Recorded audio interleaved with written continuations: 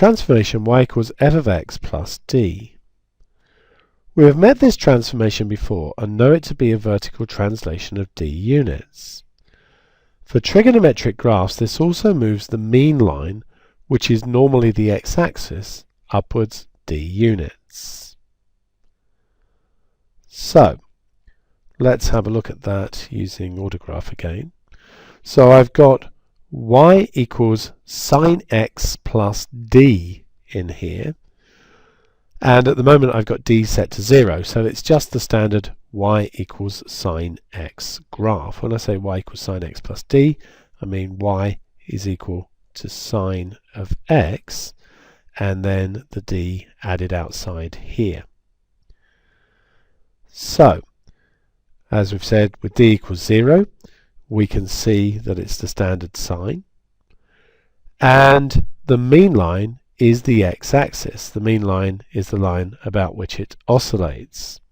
So if we change d to maybe 3, we can see that the mean line is now the line y equals 3, and then the maximum is at 4 and the minimum is at 2. It goes up and down by 1 from the mean position.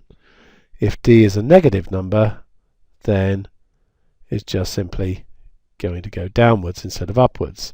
So with d at negative 4, the mean line is y is negative 4. Now, let's just move this constant controller a bit. So, here we have the tan graph, and at the moment d is set to 0. So I'm now using y equals tan x plus d. So let's just change that. So tan x plus d.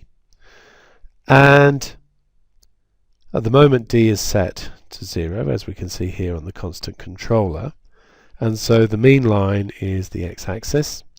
And the key point that we looked at before, which is here when x is pi by 4, we can see that tan x is 1.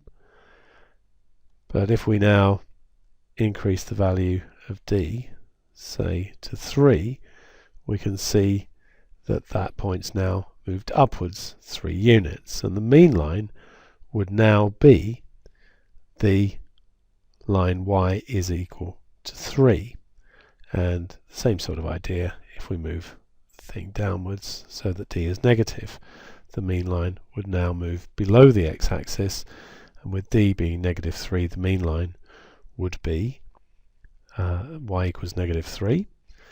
And this point here has moved down 3 units, so we now have pi by 4 and negative 2.